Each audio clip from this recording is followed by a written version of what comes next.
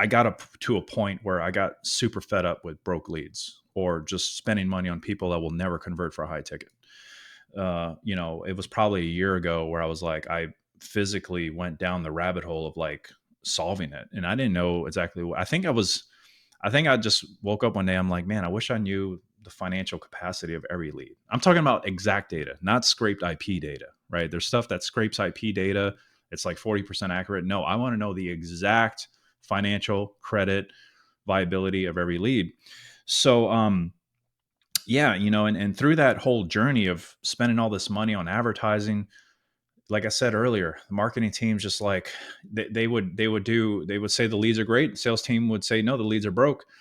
And usually in most funnels, especially for high ticket, if you're selling anything over 2,500 to 5K and beyond, you're generally trying to figure out what the person's finances are before you talk to them, right? So the way a lot of these marketers will go about that is they'll do like an application, right?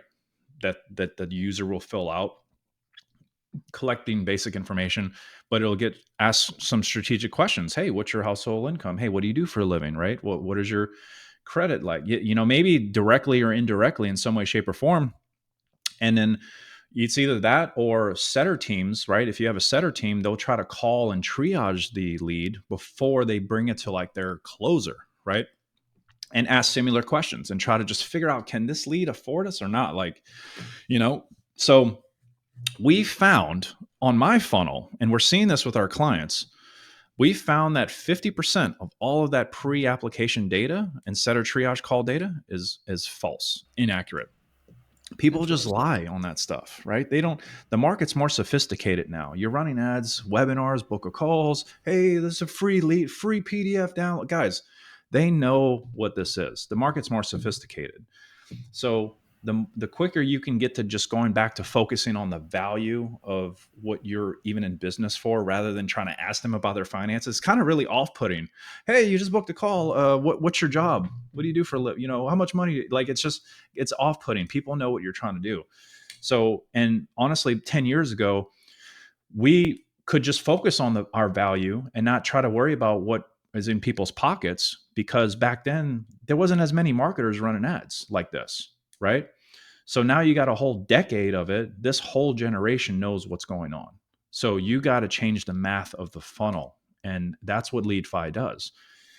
So yeah, so 50% of that data was inaccurate. Then we found that like 80% of all the calls that were squeaking through booking didn't have access to 10 grand or more. It's like once you get this data, it's like you can't unsee it. And that's because of LeadFi. So we immediately started seeing increases in revenue, 30%. We saw per buyer average 25 to 30%. Sales cycles shrunk from like 30 to 45 days all the way down to less than 8 days, simply because the sales team could now focus on people that got money. Yeah. So it's truly, it's truly powerful. And today we actually work with about 35 to, in doing this podcast, about 35 7 and 8 figure brands. There are some 9-figure brands that I'm excited about that are probably going to be coming on that I can't mention yet until inked. But yeah, man, it's going place, and it's really going viral, I would say, in our industry, and it's going to disrupt how you run ads as well, because getting the data, right? The data here, I'll just mention the data. So a lead ops into your funnel. All right. Name, email, phone number. That's what we collect. It could even be a low ticket buyer. You're getting name, email, phone number. What we do is we actually just webhook that data right into LeadFi, right? And then we figure out, based off their name, email, phone number, what's their exact credit score? Exactly how much can they spend on their credit cards in their wallet right now? We get exactly how much they're approved for in additional cards. We also get their annual income and debt to income ratio. So this is like a full financial credit profile where we can actually determine who's qualified and who's not qualified, and set certain parameters. Let's say you only want your sales team to talk to people that got access to, like, I don't know, 10 grand or more. You can do that now. You can tag them SQL, sales qualified, and you could actually, in the journey, allow them to go to your calendar and book a call and talk to your sales team. And in real time, you can actually segment everyone else that doesn't have access to 10 grand or more, down a pipeline that goes to like an automated webinar or a low ticket offer, protecting your sales team time. That way you can continue to monetize those leads. Okay. Your non qualified leads honestly should be 40 to 60% of your revenue. And if you're not properly monetizing them, you're leaving a lot of money on the table, obviously. So that can help you actually liquidate ads and marketing costs as well if used effectively. But here's the real game changer with LeadFi. You can actually feed in real time all of the, say, 700 plus credit scores right back into your meta ads, your Google ad campaigns, and target that traffic specifically.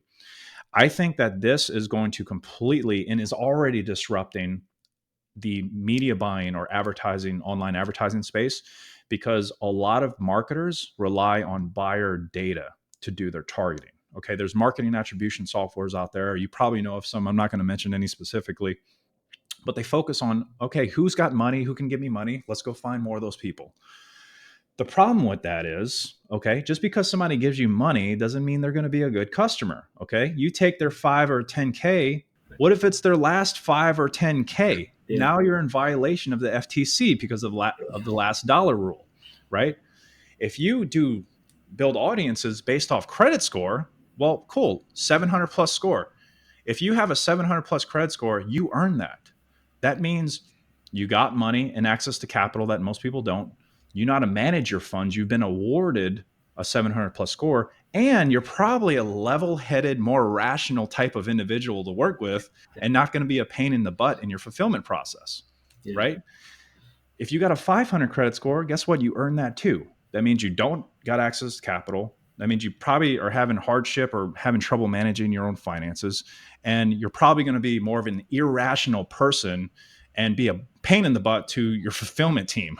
All right. And, if you got a 500-600 score, bless your heart. We're all entrepreneurs. We're all business owners. We all have ups and downs. Okay. If you're in the crypto or stocks space, there's red candles and green candles. Everything is not always a green candle. Your life, your business, your marriage, your relationships is not always going to be green candles. We're going to go through times of red candles, and that's a part of life. But you got to rebound. But you, as the business owner and the marketer here, you have the ability to actually keep the red candle people out of your pipeline and put them in a proper process that meets their financial capability instead of trying to guess what their financial capability is. So that's what LeadFi does. If you want to save time on watching all the episodes, but still get all the gold nuggets that we find from interviewing these 7, 8, and 9-figure entrepreneurs, then you can get all of that inside of the 2 Comma Club newsletter. Just go to 2ccnewsletter.com and subscribe.